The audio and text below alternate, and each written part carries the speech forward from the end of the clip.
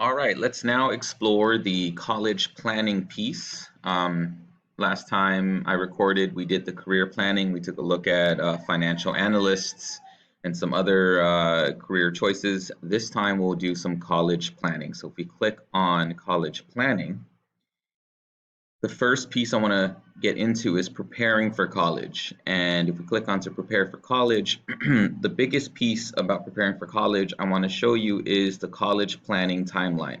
It's not too early to start thinking about what colleges you want to get into, what programs you want to study, and eventually what careers you want to get into. And so this timeline here will help you keep track starting 7th grade, 8th grade, ninth, 10th, all the way through your senior year.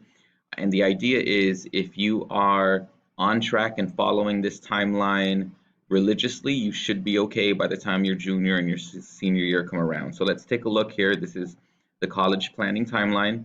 If we look at 7th grade, if you're a 7th grader, obviously you're going to want to click into 7th grade. If you're an 8th grader, click into 8th.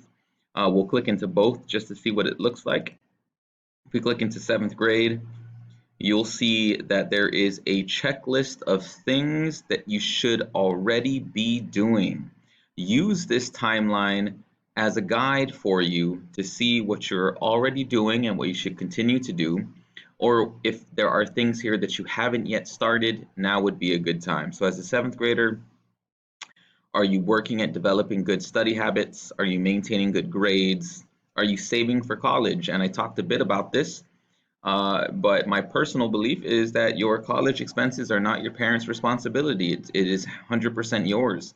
If your parents are saving for college for you, great. That's a gift. That is your parents' gift to you. You should be grateful, but you should not be dependent or expecting them to pay for your college. So start saving now if you haven't already begun.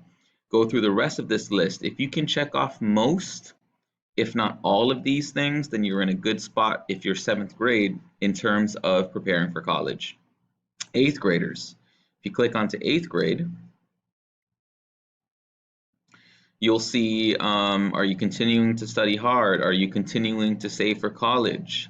Are you talking to me or your teachers, your parents, your friends about information regarding college?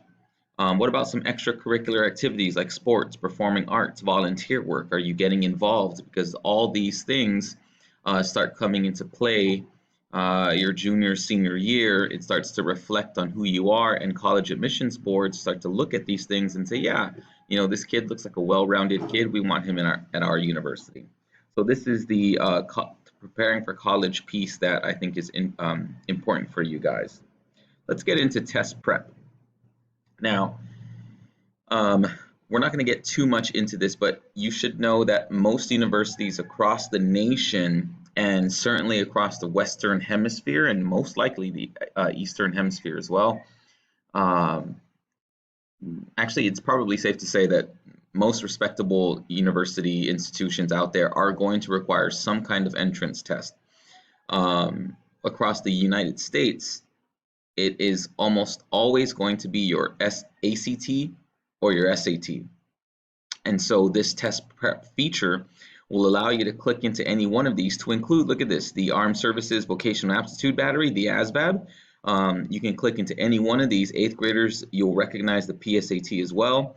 But if we click into, say, for instance, the SAT, it'll give you a brief idea of what the SAT is, as well as give you some practice tests to see how well you might do on the SAT. So I encourage you to take a look at this piece. It's very valuable for you. You can even do some vocabulary pieces in here and some smaller scale tests that'll help you just become a better student in general. So this is the test prep. Let's jump into exploring schools. This is always fun.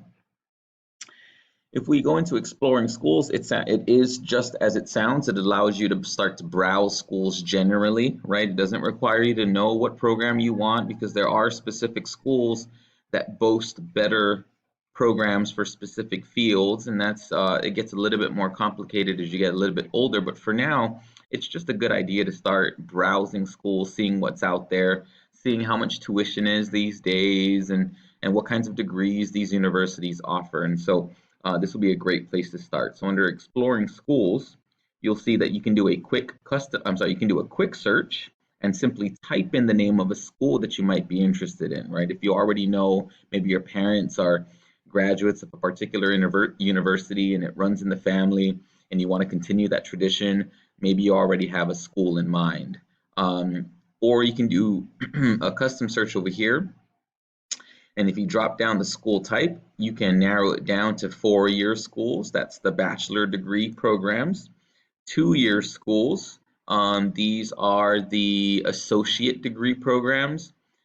Graduate schools, these are the higher degree schools where you're seeking a master's degree or some form of doctoral program. And then VOTEC schools, vocational technical schools, where you can learn trades like becoming an electrician or a plumber or getting into the construction field. So you can narrow down a specific type of school. For this example, let's just take a look at some 4-year schools.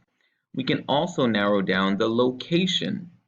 Do we want to find out about all the 4-year schools available throughout the nation? Do we want to narrow it down and only look at the Northeastern, the Midwestern, the Western? Do we want to narrow it down to a particular state? In our case, let's take a look at Oregon, because I'm a huge fan of that state. I think it's a gorgeous state. Let's go to Oregon, and we'll look for some 4-year schools in Oregon. When we click View Matching Schools,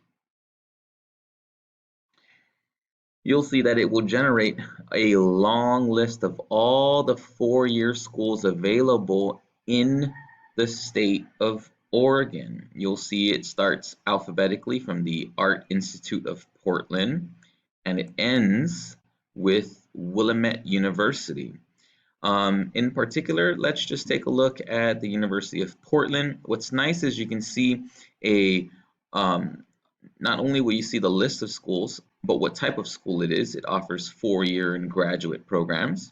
You can see that the resident tuitions are listed for most of these schools. For the University of Portland, or UP, resident tuition is about $45,000 a year. That's resident tuition, meaning that you are an official established resident of Oregon. If you are not an established resident of Oregon, you can expect that this tuition shoots up drastically by paying out-of-state tuition. And finally, it even gives you an idea of the number of students currently enrolled in the University of Portland. Now, it doesn't stop here. If we click into, these are all live hyperlinks.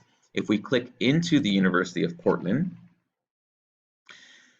it will give you a lot of cool information specific to that school. And this can be applied to any one of the schools that you click into. You'll get more detailed information about that school if you simply click on the live link. So take a look here. We see that the University of Portland is located in Portland, Oregon. It's a 4-year private university. That's why the price tag is so high, because it's a private school. And Portland in general is just it's a small city, but it's very vibrant and it's highly desirable. So certainly the location plays in as well. You're seeing here $45,564 is what you're looking at to pay to go to this school. It'll give you the official phone number if you wanted to give them a call. It'll give you the official website, the address of the actual school. Tells you it offers a bachelor's, master's, and doctoral degree programs. It tells you it's a co-ed school, meaning both men and women attend this school, and most students, about 55%, live in school housing. Of the 4,280 students, 3,787 of them are undergraduates. These are the students seeking 4-year bachelor degree programs, and just 493 students are seeking a master's or a doctoral program. So you can see there's a drastic drop-off from undergraduate students to graduate students. I think a big piece of that, number one, not only is it expensive, but also generally speaking, the bachelor's degree these days is kind of your must-have to land a degreed job, right? Certainly not all jobs require degrees, but if your job does require a college degree, bachelor's degree is going to be the bare minimum, and not too many people continue on to a higher degree like a master's or a doctoral program. If we scroll down a little bit more, you'll find that the undergraduate tuition is $45,564, as well as out of state. So it looks like this is the tuition no matter what, whether you are a resident or not a non-resident. It tells you that UP gives an average of $31,000 in financial aid. 88% of students apply for financial aid, and 77% of students actually receive that financial aid. Drilling down even further, like I said, a lot of good information here. Entrance level difficulty, it's extremely difficult to get into this school. You need, on average, a 3.7 GPA to even be considered. About 10,666 applications are received every year. Only about 8,046 of them are actually offered admission. SAT scores, ACT scores that you're looking at, FAFSA, things like that. Even application fees, whether the fee can be waived, the priority deadline for applying for admission to this school. Take a look at academic criteria. This tells you what University of Portland looks at in terms of accepting its students. Your school record or your transcript, extremely important to them. Standardized test scores, guys, that's your PST, PSAT, SATs, ACTs, extremely important to them. Still important, but not as your class rank. Are you valedictorian? Are you salutatorian, etc.? Do you have great recommendations from teachers, from civic leaders, from people who can speak to your character? Did you write a good essay? These things are still important, but what UP is saying is not as important as these other things. Non-academic criteria. Look what's important to these guys. Extracurricular activities, a particular talent. These are important to them. More important per se than the actual interview you give during your admission process. So again, very good information. You can continue to look down your average high school GPA, etc. I encourage you to take a look at this piece because there's a lot of good information. All right, so the final piece I want to get into is exploring programs and majors. Now, in my last video, we looked at a financial analyst, so we're going to go in and stick with that theme and see what kinds of schools offer programs in that financial range there. So we're going to give my Wi-Fi a bit of time as it loads up this section here. Here we go. And so we want to look at finance because obviously a financial analyst would be under this cluster, right? We talked about clusters. Here's that cluster again. Here's finance. We click into that. And then we'll find the particular program we're looking for. It's probably going to be financial planning and services. So we'll see when we give my Wi-Fi a bit of time.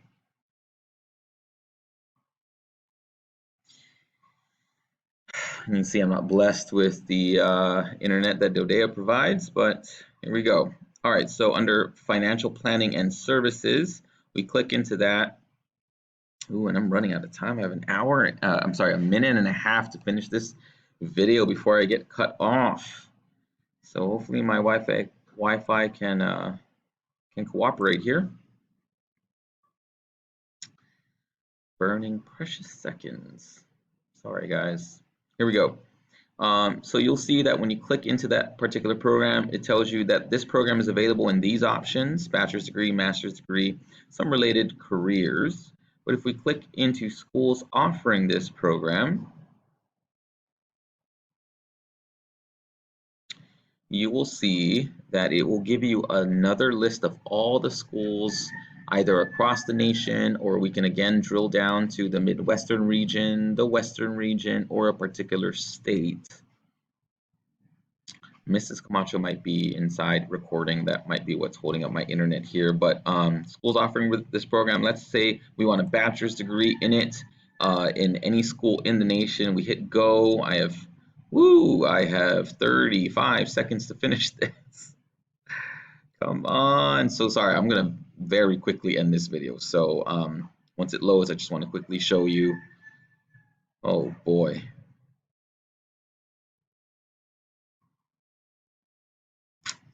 Sorry guys. Okay, so here we go. It shows you all the schools offering the financial program that we were interested in looking at, to include resident tuition, number of students, click on the university, same way that we went into the University of Portland, it shows you.